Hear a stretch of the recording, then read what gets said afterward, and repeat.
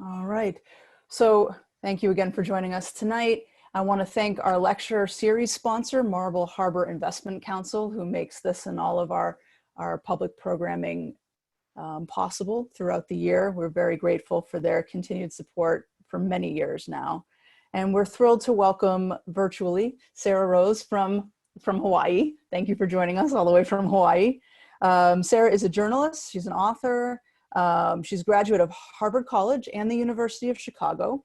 She was a columnist for the Wall Street Journal, and her articles have also appeared in the New York Post, Travel and Leisure, Bon Appetit, and the Saturday Evening Post. And as well as the book she's going to talk about tonight, she has another one called D-Day Girls, the Spies Who Armed the Resistance, Sabotaged the Nazis, and Helped Win World War II.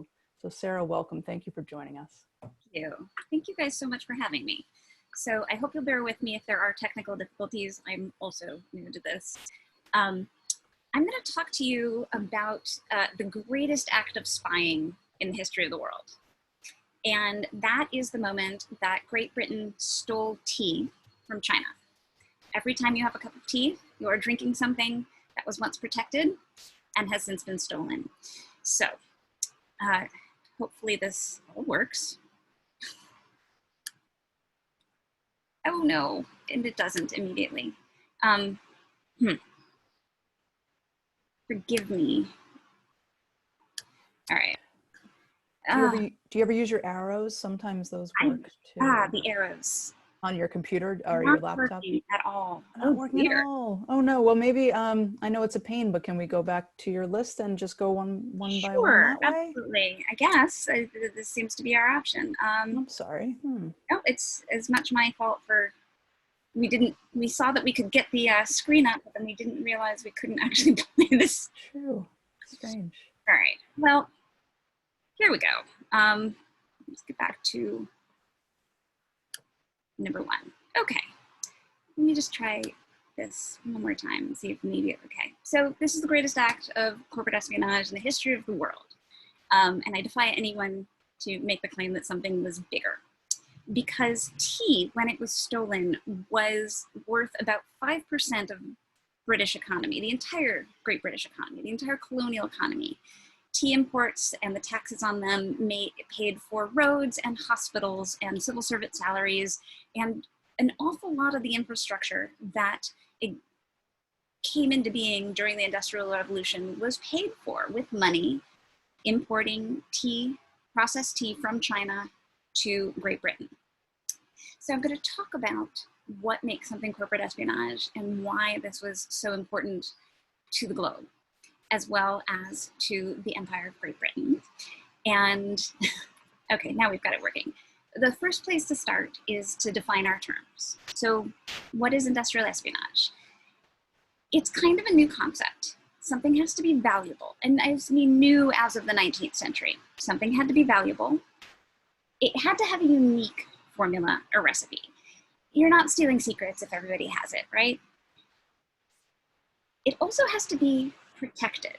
And this comes up a lot in the modern world. There are lots of things that are valuable and have a unique recipe that anybody can access. But key part of espionage is someone doesn't want you to access it and they're putting energy into making sure you can't.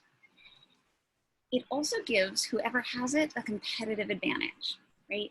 Intellectual property, it is patents, it says that because I came up with this, I deserve to profit off of it and not everybody else. Let's go start with valuable. How valuable is tea? Okay, so how much was all the tea in China worth?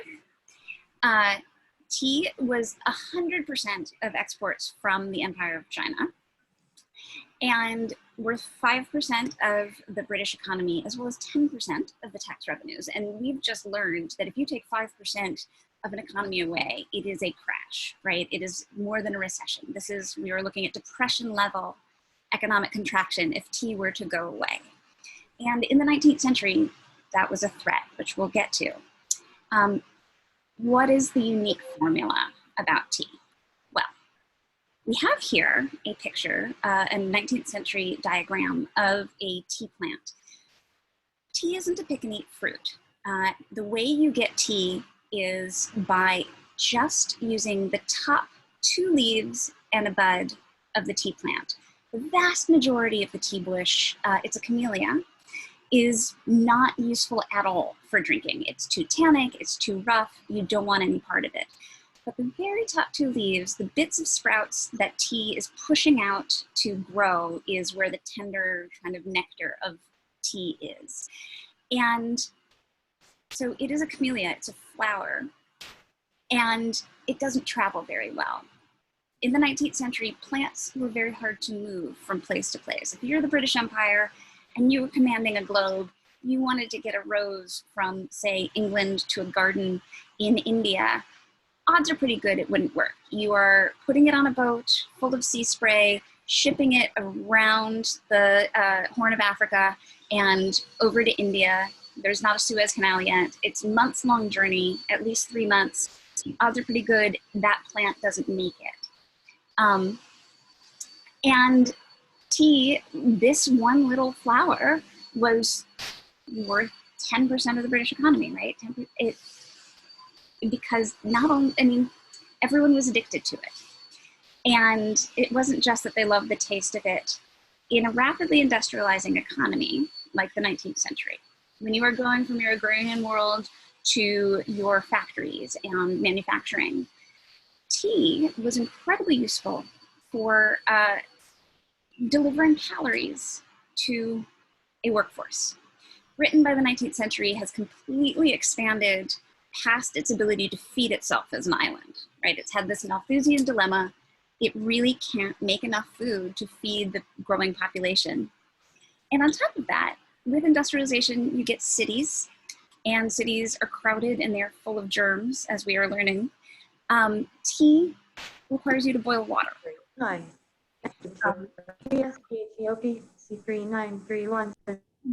Hearing someone else, sorry. And so tea is valuable to your economy as a commodity, but also for the effects it produces. Here we see, these are tea seeds. These are like, they're very, very fragile. They rot almost immediately. And they don't, and so that when you grow tea in China, it's pretty much stuck in China. There was no way to move this economy anywhere other than China. There we have, these are the 2 leaves in the bud. So this is a branch from a tea plant, and this is the bit, it's got to be picked by hand, that goes into your tea bags.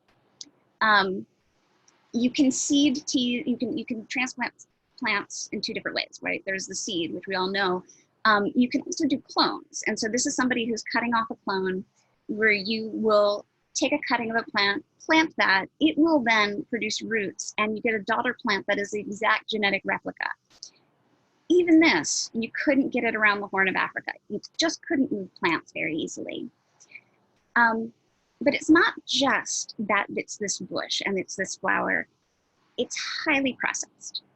A thing to know about tea is it's not a pick and eat fruit, right? It's not an apple. It's a lot more analogous to wine. It requires a lot of processes. It has a secret. It requires a lot of expertise. It requires certain growing conditions, certain equipment, a formula, a recipe. And it produces very different kinds of tea. So you can get something over here, your green tea, all the way here to your dark black oolongs. These are all things that happen in the processing of tea.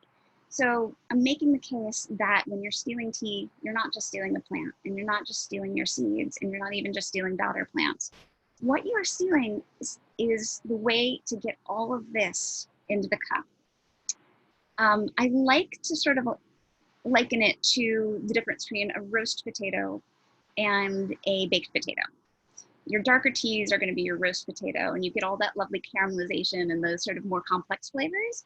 And your green teas are a little more like a boiled potato, where it's a potato in its edible form. And actually key to the potato, there's a bit of a side story, is that a potato enough alone wouldn't be valuable or a secret. And yet somebody can claim possession for having brought the potato to the New World, and that's Christopher Columbus. Like, there was a moment that plants were introduced, where the potato itself became available to the West. And that's one of those key parts, the invention of something. So, mission. We have here something that doesn't seem to be working. Okay. The mission is, how do you do industrial espionage? One, you're going to have to get tea. You're going to have to get those seeds. You're going to have to get those daughter plants. And step 3, you're going to make a lot of money. But the step 2, the middle bit, how do you get these plants from China anywhere else in the world? China in the 19th century is a completely closed system, okay? No Westerner has been allowed in or out since Marco Polo. So for about 300 years, no one stepped foot into China. And British East India Company would like to get tea out of China and bring it to India. So let's talk about these two sides. This is the Empire of China in the 19th century. And this is in between Opium Wars, in which Westerners were only allowed in 4 ports on the Chinese coast. They weren't allowed in the interior, right? It's completely closed. The vast majority of Western contact with China at this point is here in the port of Canton, which is just up the Pearl River from what is today Hong Kong. And the other empire we're going to talk about is the Empire of Great Britain. And this is at the sort of height of the Victorian Empire. This is the moment when 1/3 of the world is pink. It is, the sun never sets, quite literally. There is never a moment on a single day where there is not daylight in the British Empire. And these are all the colonial possessions at the moment where tea is so critical to the British economy. It really just makes the world go round. The entire colonial universe is funded in a very large part on a drink. So let's talk about how protected it is. No foreigners allowed in, not since Marco Polo. They fought 2 wars, right? Can you make an argument that something's protected if an entire nation is willing to go to war over it? The answer is yes. They were willing to die for tea. It was also illegal for Chinese people to leave China, including the tea makers. Chinese people in the 19th century were considered the possession, of the empire, the emperor. If you left, you were stealing from the emperor himself. So the Chinese were going to extreme lengths to protect this plant, this flower. Now, can tea be property? This is the harder claim to make. Where do plants come from? In the 19th century, there was this idea that plants came from God, right? They are here for us, mankind, to use with our superior intelligence for our own ends. How can any person claim that a plant can be property? Well, if you're the person who introduces a plant to a new place, you may have a claim, like Christopher Columbus and the potato. But in Massachusetts in 1848, at this very moment, we get a new idea, a new under the face of the sun. It is the idea of intellectual property. A judge in Massachusetts says that we can protect intellectual property, the labors of the mind, productions and interests as much as man's own, as the wheat he cultivates or the flocks he rears. It is the first moment we see a connection between human intellectual endeavor and profit itself. And that legal notion is now fully established, but it was brand new in Massachusetts in 1848. The first idea of the legal concept of intellectual property, that you can own an idea and that ideas are profitable. So these 2 empires are not just political units, they are effectively drug cartels. We have here Queen Victoria, and this is her coronation picture when she becomes Empress of India, which for our purpose, she's not quite Empress of India yet. And here we have the Qianlong Emperor, who predates this by about 100 years, but he wears the yellow robe of the emperor. You may recognize this if you've seen the movie The Last Emperor. They are in possession of vast amounts of space, they are in control of vast amounts of people, and they are both drug pushers. They are, in fact, some of the most powerful drug pushers who have ever lived.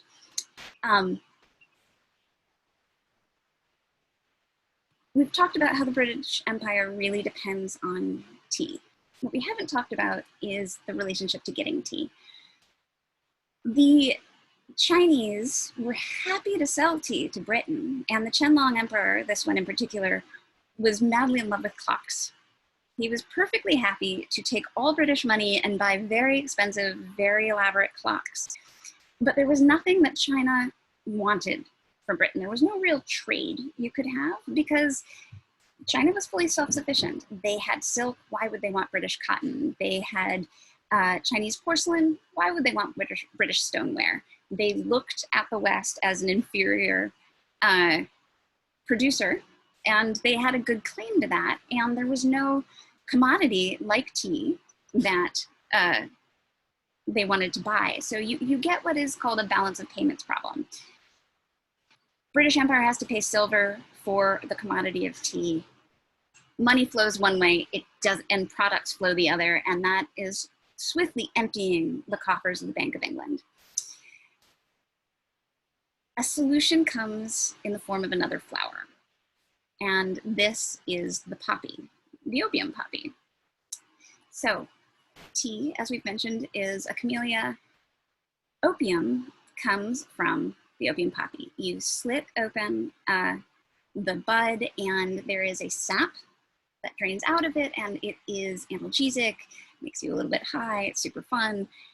And the British Empire, and it grows natively in what is now Afghanistan, which at that point was part of British India.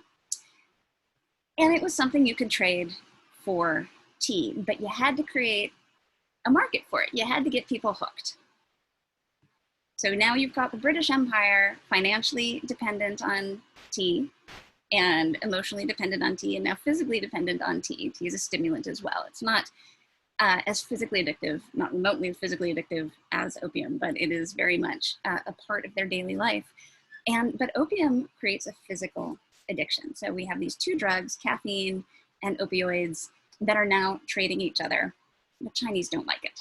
The Chinese hate the fact of tea being flooding into their economy. It creates a nation of addicts. It makes people unproductive. It's an illness. We in America right now, of course, can see the costs of opium addiction in our own society. But effectively, you have two monopolies. And monopolies in general in the Western world, we're not fans. They're bad. They're bad for a couple of reasons. They inflate prices artificially because they can. You don't have any competition. There is no market that you are not in control of. They stifle innovation. As long as you're a monopoly, you can make sure that no one else has a piece of that market. And this is where we get to the point about competitive advantage in espionage. These are two monopolies that are maintaining their competitive advantage, and British Empire wants to take the Chinese advantage on tea away. They're fighting wars. They don't like the way China is putting up the prices. The Chinese are doctoring tea. They're putting chemicals in it, some of which are poison. And there's all this profit too. Why wouldn't they want to steal something that, if they controlled it, they would get all of the money, not just some bit along the way as they're passing it from China to England. So here I'm going to have to talk about the very first joint stock corporation. The British Empire is not sending its own soldiers or its own ships to do this. It has outsourced the work to the world's first joint stock company, the East India Company. It was a huge change in the history of mercantile and economics to have a company like this. So this is, just to give you a sense, this is the East India House, which is no longer there in the 1700s. It was chartered in 1600 by Queen Elizabeth, and it is a joint stock company, which means that it's also the first time you get a managerial class, where ordinarily businesses up until this moment, if you were the butcher, you owned the butcher shop and you were managing the butcher shop. You were you were the only stockholder, you were also the only person in control of running it.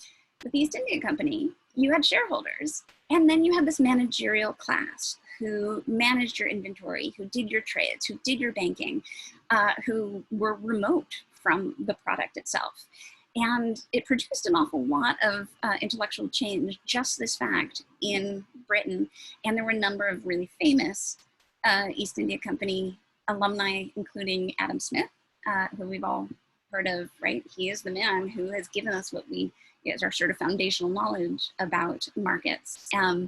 But also a little known New England settler named Elihu Yale made his fortune in the East India Company and founded a university that is not nearly as good as the universities in Massachusetts.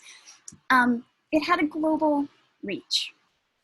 From the seat in London, its furthest most outpost, this is the first global company, the very first global company, and it does the colonial work of the British Empire. In particular, it is the de facto government of the subcontinent of India. It has the ability to mint money, it can raise an army, it can write laws, and it has a managerial class that it sends out to these colonies to run them as rulers.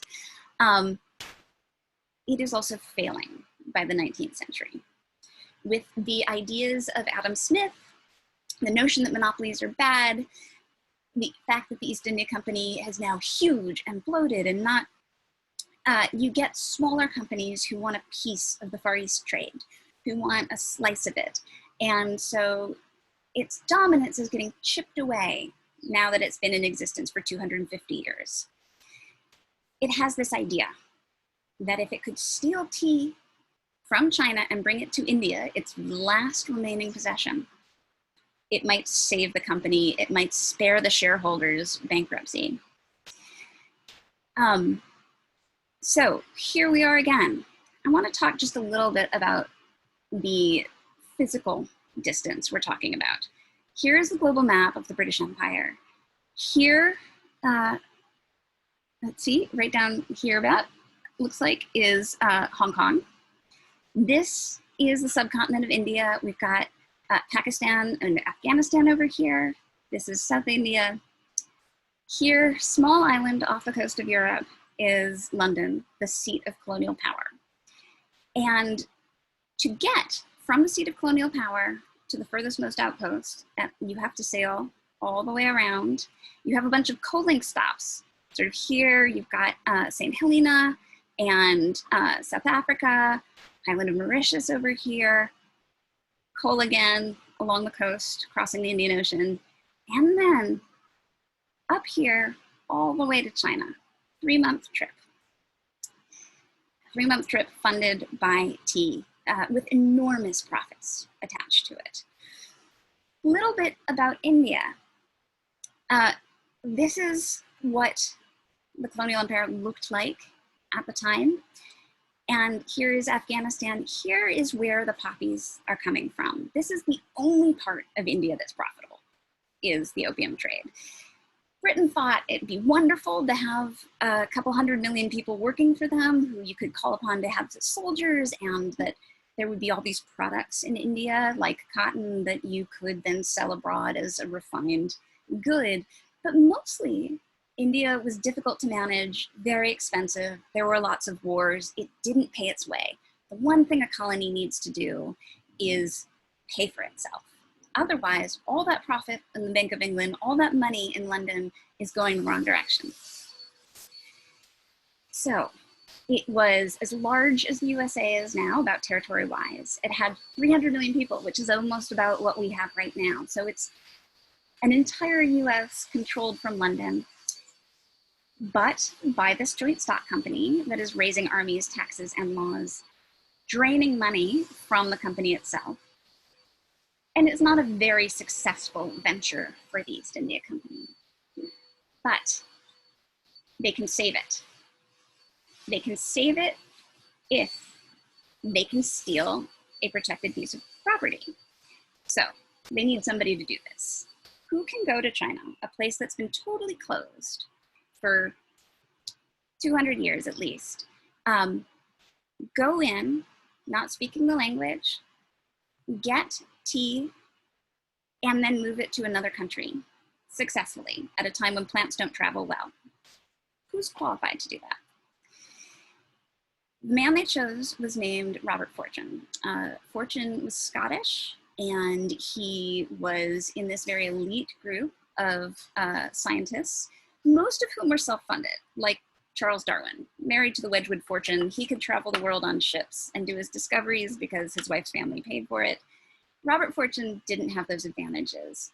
The British Empire was useful for England in particular because it gave people who didn't have their own money a way of rising up in an otherwise pretty solid social world.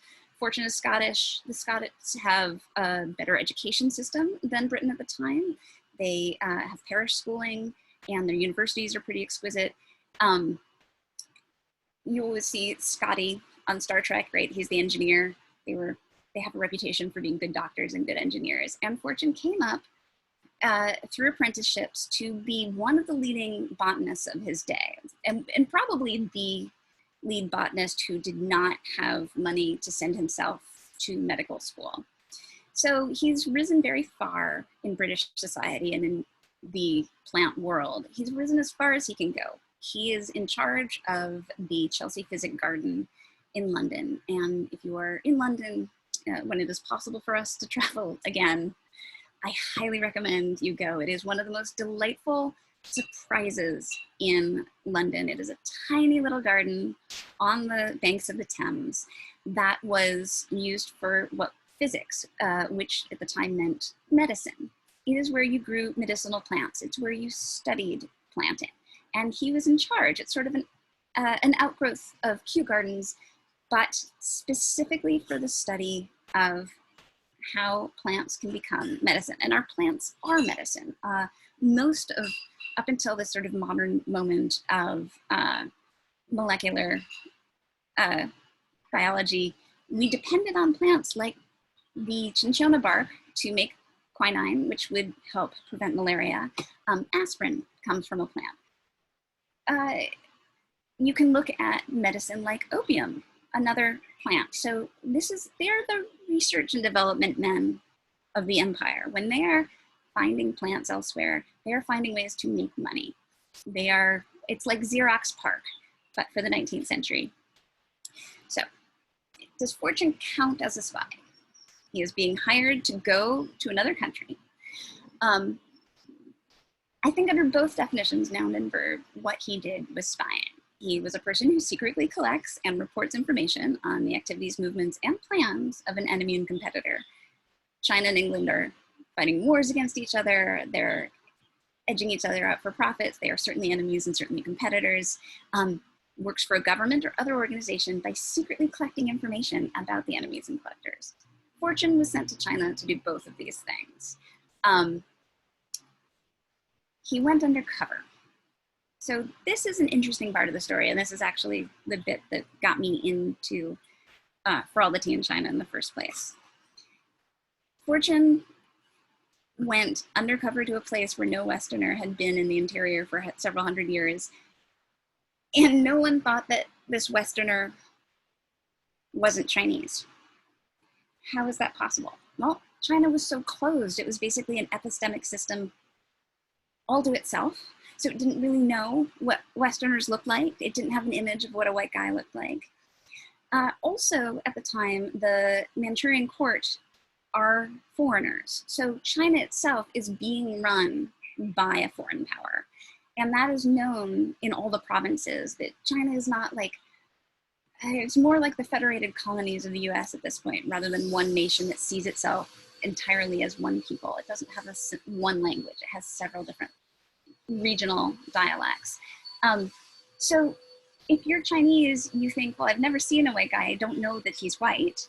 Also, I know that we're run by foreigners. So though he doesn't look like me, he could just be the foreigner who runs me.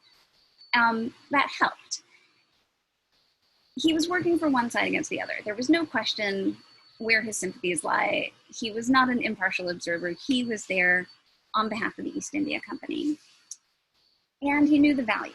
So Fortune was the very first person into China since Marco Polo, but this was his second trip. The very first trip he took was immediately after the end of the Opium Wars, when the Royal Geographic Society, which is the sort of credentialing body for biologists in Britain at the time, hires him from the Physic Garden to go to China to collect valuable plants. In the industrial era, as people are moving out of the countryside and into cities, Britain has a kind of plant obsession. Orchids start to be worth entire fortunes. 35,000 pounds for an orchid in those days, which is many millions upon millions for an orchid today. He was sent to get exotic flowers, many of which we now have in our gardens today. One of the very first, most cheerful visions of spring is the forsythia. Robert Fortune brought that from China to us. Most of our garden plants, in fact, start in the kind of rich, biodiverse regions of China. The kumquat, Citrus fortunae, he named for himself. It is the fortune citrus, also one of the things he brought back. So you go to a different land and you're finding all these things. There is a market for them in Britain because there are these auctions. Even just ferns at the time, people who are now moving to the cities to work for factories, who are no longer on the farm, are desperate for nature. There was a huge Victorian fern craze. He could provide all of that as a botanist going to other places. And he knew there was a lot of money to be made doing this. And he was also being paid. He was an agent of the East India Company. So he qualifies very much as a spy. And this is the dress he was wearing. This got me interested because he basically goes in Chinese drag undercover. He shaves his forehead, right? And he wears a braid down his back, the queue. And that was a way that Chinese people signaled they were possessions of the emperor. It is how you make a heterodox society all kind of look the same. You make them wear all the same haircut. He wore that haircut, and despite being quite tall and having a long nose and rounder eyes, had enough of the identifiers that the Chinese weren't looking at him and saying, you don't look like us. You looked like the people who were dressed in mandarin's robes, so it helped him. He went on a junk. Here we have just a basic kind of sailing junk, and he fought pirates. It's not just that his life was in danger from the state because he was breaking all of these laws entering China that didn't want him there. He was in danger from other Chinese. All along the Chinese coast, there was incredible piracy, and it was incredibly dangerous, and he ran into a number of scrapes where he could have lost his life, not just by being caught by the police, but by being caught by pirates. And his stories are great. Among the things that I love about Fortune is he was an adventurer. He's a spy, he's doing a lot of work, but his days were pretty dramatic. He also went by sedan chair. In China, there was still coolie labor, and coolies are a phrase that now is quite derogatory, but they're just sort of represented people who did manual labor. It's like peon, or what we now say is peon in India. And so if you couldn't get a horse, horses are very expensive, they're hard, there was enough manpower in China to use people as transportation. So this is how he went. He went on foot, he went in sedan chair, he went by junk. And he went to different places where tea grows. Tea likes a mountainside. Tea likes a well-drained slope, likes a lot of rain, and so mountains tend to have their own microclimates. He also discovers that Linnaeus, who did most of the classifications for plants, was incorrect when he classified the camellia, the tea camellia. Camellia sinensis is what we now call the Chinese camellia. He said that green tea, black tea, totally different plants. Fortune, who finally goes on the ground to look and see, understands that they are the same plant processed differently, right? They are the boiled potato versus the roast potato, but they don't grow in the same place. When you're bringing out different kinds of qualities in something, you look for different terroir. It's a lot like wine. So he went to the richest green tea areas, and he went to the richest black tea areas. And they were never the same area. And he learned the difference between how they were processed. He learned the secret. Basically, he steals the formula for Coca-Cola. Tea is by far the most popular drink in the world after water, even today. And he unlocks the secret to this. Again, not a pick and eat fruit. So here we have monks in Fujian province picking by hand. It's a lot of labor. If all you can do is just sort of pick the branch of a Christmas tree that has the star on it and nothing else, and then move on, it takes a long time to get a pot of tea. Again, very dependent on coolie labor. You're gonna have to, if you're gonna grow it somewhere, it's not just somewhere that's gonna have the same growing conditions as China to get good, well-drained soil and well-shaded mountains, but you're gonna have to go somewhere where there's an awful lot of low-wage labor or no-wage labor. It is cooked. This is a giant wok. To dry tea out, you either dry it in the sun or you heat it up. And this is a very complicated, that I won't have to walk you through, but I like to show it because it's complicated. You start with fresh tea leaves, and if you go this way, you end up with green tea. I'm sorry, I can't quite see everything because I've got the other windows in the way. And if you go down here, if you wilt it first, if you crush it, if you let it oxidize and sit in its own stew in its own juices, then you roll it, then you dry it. You get all of these tannins. You get the more complex, meaty flavors of a black tea, and then here's everything in between. Fortune learns all of that. He learns about tea making. He's not just going to get a plant out. He's going to get the process itself. And he's going to contribute to science in a pretty substantial way, in a way that we still use today. I mentioned that plants don't travel well on seagoing sailboats. There's salt spray, fresh water is rationed, and plants can't, most of them, the ones that you want, aren't going to be very happy drinking salt water. What Fortune uses, what he discovers, is a way to travel with plants, and that's called the Wardian case. In the Victorian era, they release the taxes on glass. So suddenly you start to get homes with big windows. Up until then, glass was too much of a luxury. The taxes were too high.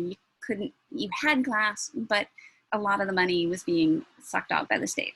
After they relieved the glass taxes, you see a lot more industrial production with glass, including the Wardian case. So Charles Bagshaw Ward is a doctor who was, I think, he spent a lot of time of his training in the Caribbean, and he discovers in a glass jar where he has a piece of mold, puts it aside, labels it, there's a seed in this glass jar. He hasn't opened it in years, and the seed sprouts.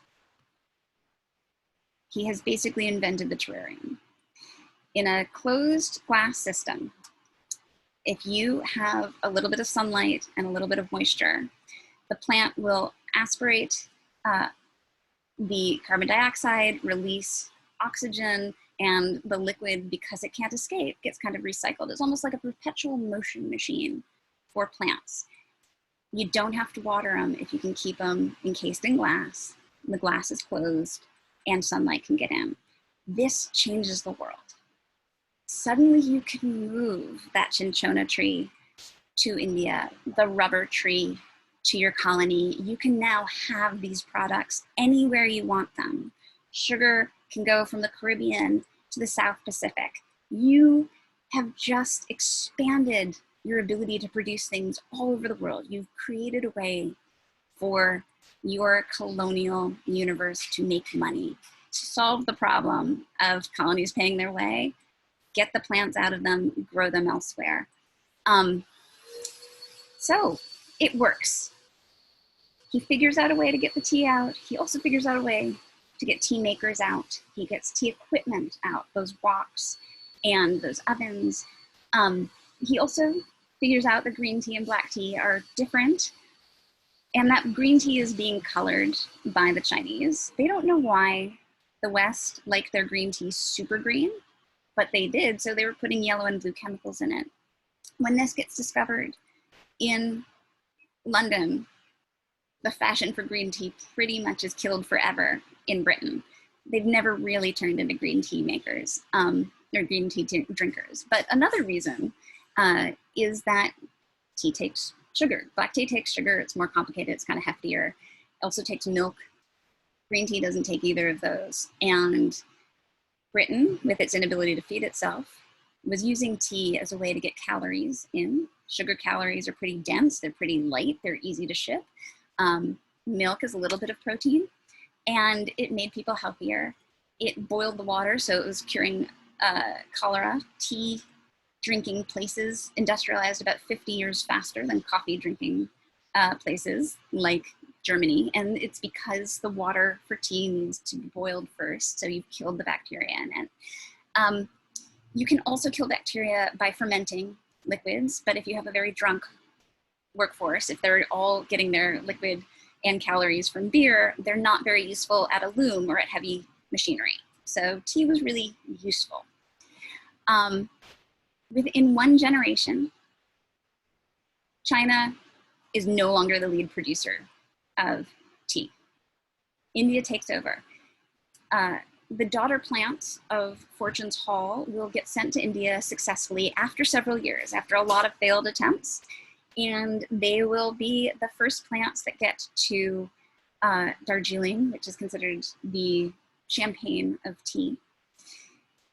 There are some native tea varieties to India, basically in Assam province, but they didn't meet the tastes of the British public very well, and it took a long time. They weren't even discovered until the 1830s. So once they realized that there was a kind of native variety of tea in India, they just didn't like it. They realized that you could grow things on the other side of the Himalayas, same mountains, same soil, same basic terroir, and transplant the industry wholesale to a colonial possession that is bleeding money. And the British Empire, for the next 100 years, certainly, controls the tea trade, and so controls all the profits on the tea trade, controls the quality, can keep the poisons out. And they also now have one more product that they can seed in other colonies that they can bring to Kenya and make money there as well, have tea gardens everywhere. So the consequences of moving one little plant and one little drink redound wholesale throughout the empire and throughout the world. It does not, however, save the British East India Company. In 1857, basic governmental mismanagement is going to cause the Indian Rebellion, the mutiny, depending on which side you're on. And that will seal the deal on the fate of the East India Company. After that, Queen Victoria is crowned Empress of India, and then the British government itself becomes the ruler, not the middleman, not the proxy of the East India Company. And here's the world that it changed. Tea, which was already profitable, becomes even more so. It funds and fuels the industrialization and the British Empire all the way through basically until about 1947, forgive me. Through the war to the moment of decolonization, tea was critical to that entire colonial project. Also, incredibly useful, some of the earlier colonies that Britain had in Boston, a bunch of rebels dressed in Indian outfits throw a bunch of tea into Boston Harbor. And that kind of seals the deal on America being a coffee culture. But Britain retained a lot of its early colonies in the Caribbean. And they're good for not a lot of products, but they are good for sugar, right? These are sugar colonies. And if you've been to Britain, their sweets are incredibly sweet. They're almost like hard for an American taste because there's so much sugar. Well, tea gave these other unprofitable colonies, your sugar colonies, somewhere to dump their excess. It really changes the world. And here we have Robert Fortune, an old man. So he made a lot of money, and growing up poor, growing up in a rigid class system and caste system where he didn't have a lot of advancement, going to China changed his life. He died the equivalent of a multimillionaire, and that was because as an agent of the East India Company, he was allowed to use East India Company ships to ship things home. He knew what was valuable. He knew what plants would fetch at auction. He also could bring art and knickknacks back. His eye provided for his family, and from a man who was the son of a farmer, uneducated, he became a solid member of the upper class in Britain. And he stole the formula for Coca-Cola. And with that in mind, I think that I am making my case that this is the most important, greatest act of corporate espionage in the history of the world. And China, ever since, has been mad about it. A lot of people have said to me that they are now taking their revenge on us by stealing our corporate secrets. And there's a lot of truth to that, too. So, thank you very much for joining me and for putting up with my technological glitches. I would love to open up the floor to questions, but I'm going to have Lauren manage that for me because I don't know what to do. Sure thing. Well, thank you so much. That was a fabulous talk. I can't wait to read the book. Okay, so questions. There are a couple ways we can do this. You can unmute yourself, or you can use your chat function on your I think it's the bottom, sometimes it's the top. It says mute, stop video, security participants chat. If you open the chat box, you can write a question in and I'll read it if you'd like. Oh, somebody's unmuted themselves. Go ahead. Oh, I unmuted yes. myself because I thought just, well, I had two questions actually. Okay. One, do we know what route Fortune took, how the heck he got out of China? Because that's a pretty major those are big distances, especially if you're being carried by sedan chair. Mm-hmm. And then my other question was, when you were researching this, looking into all this, did you come across it all? And I don't know how what the time factor was, but I know there was a lot of competition going on in Europe, probably simultaneously, to try to figure out how the Chinese made porcelain, which was the huge export from China at the time. Yeah, so indeed, that is, it's in my book. The important thing about the relationship between the porcelain trade and the tea trade is that porcelain at the moment was collectible and desirable in part because of the fetishization of China. It was mostly ballast. If you are exporting silk or you are exporting tea, it's very, very light. And it's very hard to balance a sailing ship against the winds without something in the hold to sort of carry it down. You don't want to be too light in the water. So they sent porcelain back and forth to Europe mostly as a way of counterbalance to these incredibly light commodities of tea and silk. In the book, and you're going to forgive me because I can't remember the year at this point, I do talk about the moment that in Britain they discover how to get the silica to be as hard and as fine as porcelain in China. And it is part of the Industrial Revolution too. But that was a very late development in the tea trade. And do you know how he got, what route he took? Or I do. If I had, I don't think the map of China, let me, if I scroll back some, let's see if it'll let me scroll back. He, in the green tea and black tea areas, he went mostly by water. Oh, he did, because I was thinking it was over land. Okay. Well, by land too, but there was, the Yangtze is a huge highway through China, right? Divides north and south. There was also the Yellow River, which was a man-made canal that at the time, it's no longer passable, was, forgive me for scrolling through this, see if I can help find a visual that gets us to where we're going. But the Yellow River was another way that this man-made canal, the bulk of goods in China traveled via water. So here we have the Yangtze. It reaches the entire length of the country. And somewhere in here is the Yellow River. Importantly, while China is very, very big, he's not actually covering a lot of ground. He's here in the Yangtze, and he's sort of down here along the coast to Fujian province. He doesn't need to go very deep in, because this is where most of the tea production was at the time. But he's covering, if you're on foot, it's a lot, it takes a lot of time. It took 3 years. And he would leave after the Second Opium War. You now have a treaty port in Shanghai. You have a treaty port in Fujian. You didn't have those before. Up until the First Opium War, this is the only way in or out, Canton. It had city walls 20 feet thick and 40 feet high. It was, no one got into China from the port of Canton. It was only after the First Opium War that you could even land a Western ship on the coast at all. And they also got the port of Hong Kong, which they, up until very recently, still had. So he went primarily via water and on foot, in and out. He would leave, this is Shanghai around here. He left by ship out of Shanghai and went around, here we go.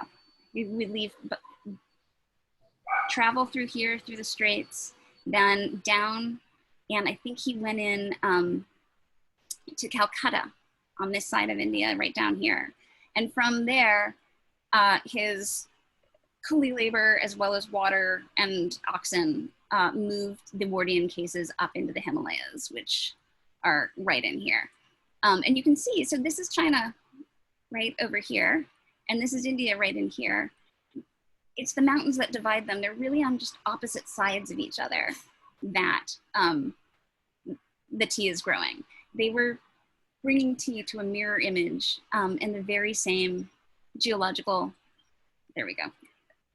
I guess I was confused because when you had mentioned the Himalayas before, I wasn't picturing him over in Fujian province and going by water. I was picturing having to cross the entire country to get to the Himalayas to get.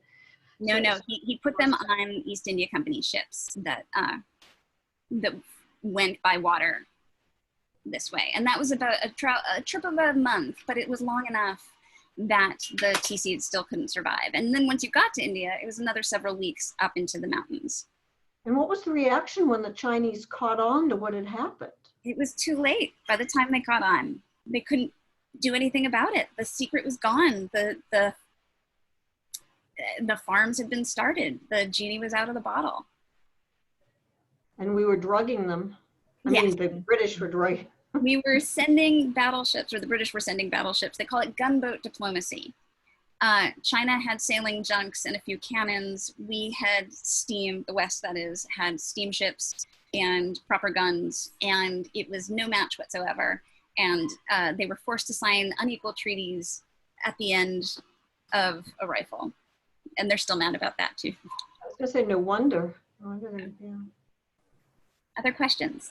Yes, we have a couple in the chat if I can. I'll read the first one from Joan. What relation does the East India Company that you're talking about have to our port of Salem? Is there a relation that you're aware of? I don't know enough. Well, I'm wondering actually, if you don't mind, there's a lot of East India, the East India Hall, the East India Marine Society, and I'm wondering if it is more to do with the number of captains and seafarers that were going to the East India Company, but not necessarily with the British East India, going to the East Indies, but not with the British East India. Oh, no, I mean, early on, the East India Company, the Joint Stock Company, was the sort of colonial arm of the British Empire. So I do think that like some of the original East India Company ships and ports would have been managed by these, I mean, which is why, as I said, Eli Yale, right? He was the East India Company manager, and here he was in Connecticut. So. Great. Okay, great. And then Brian asks, how long does it take to regrow those top 2 leaves?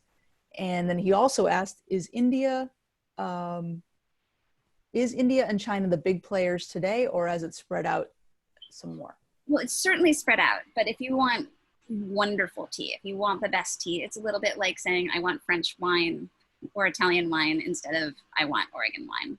Lots of people like Oregon wine, but I want French wine or Italian wine.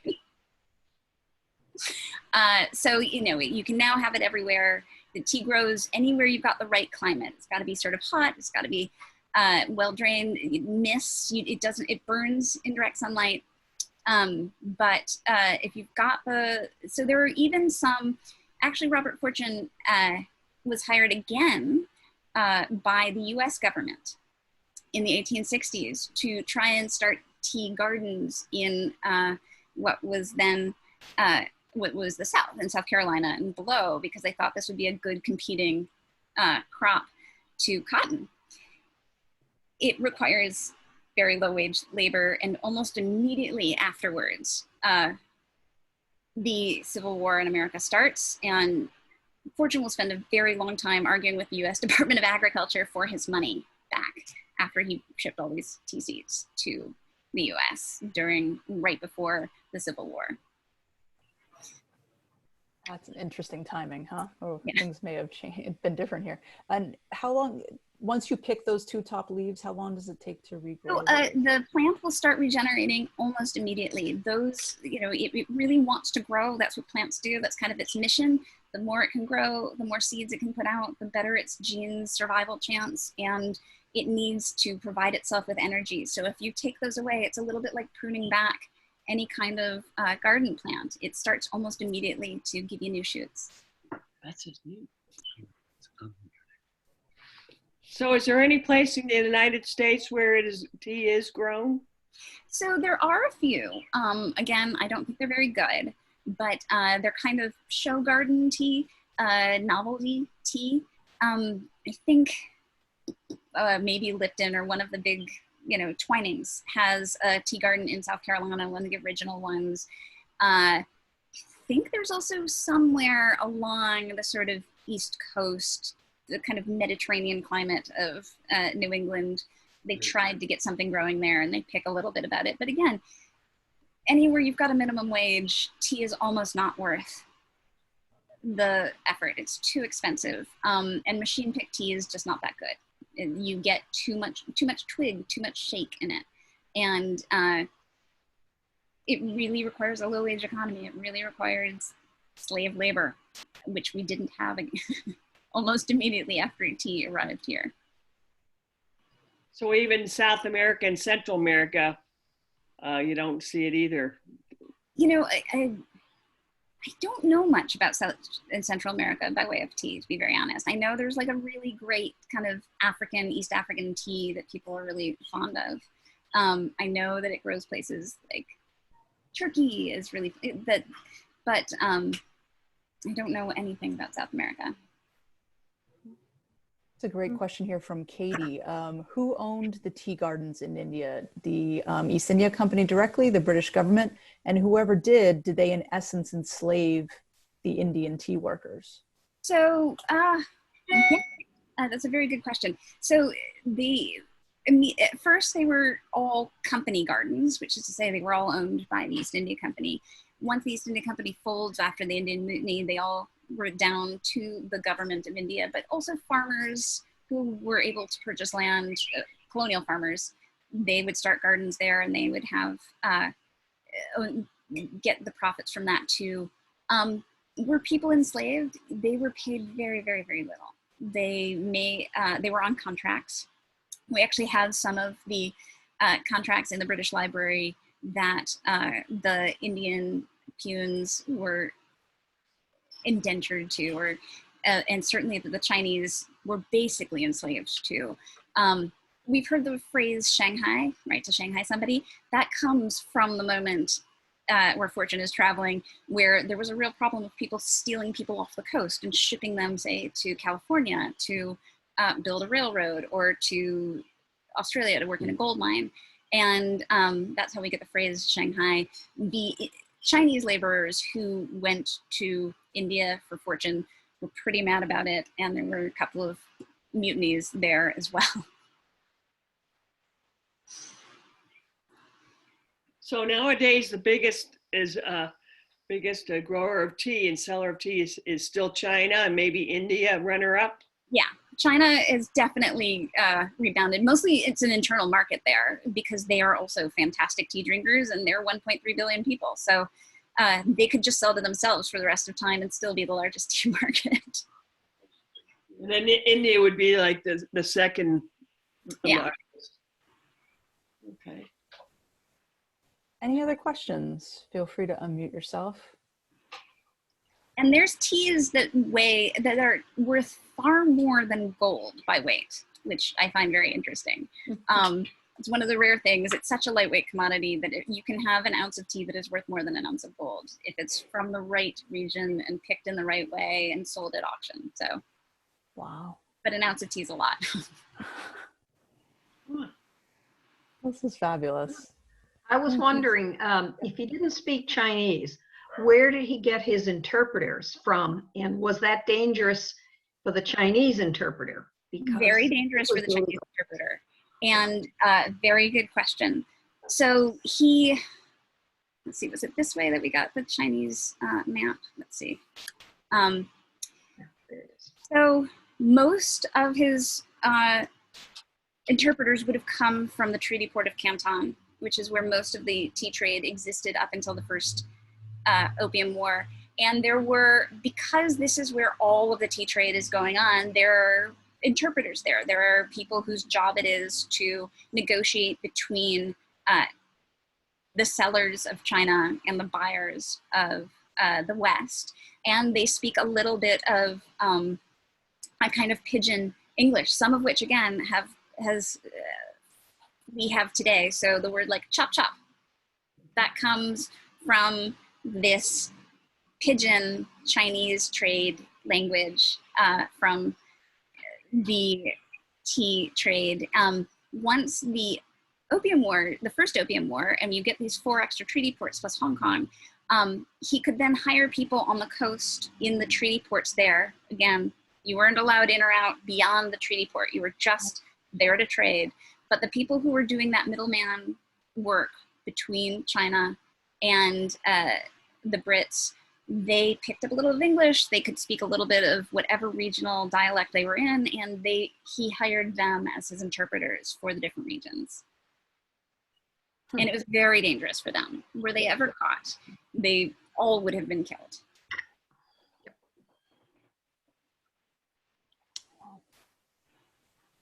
Other questions? Anything I can't else? see the, so. Doesn't appear to be any more questions. Well, I want to thank you so much. This was fabulous. And I hope everybody goes out and buys the book and gives it to their friends, because this is such a great story and you tell it really well. So thank you so much for joining us. And I really appreciate you guys launching this. As I said, it's a brave new world, and I feel very, very flattered that you thought of me and that worked out as well as it did. Thank you very Absolutely. much. It was very interesting. Yes, thank you so much. And thank you all for joining us. I hope we'll see you again on July 9th for the President's War Talk. Thank you. Have a great night, you. everybody. Thank you so much, Okay. Sarah. So much. Thank you. Take Take care. care. Well, Thank you, everybody.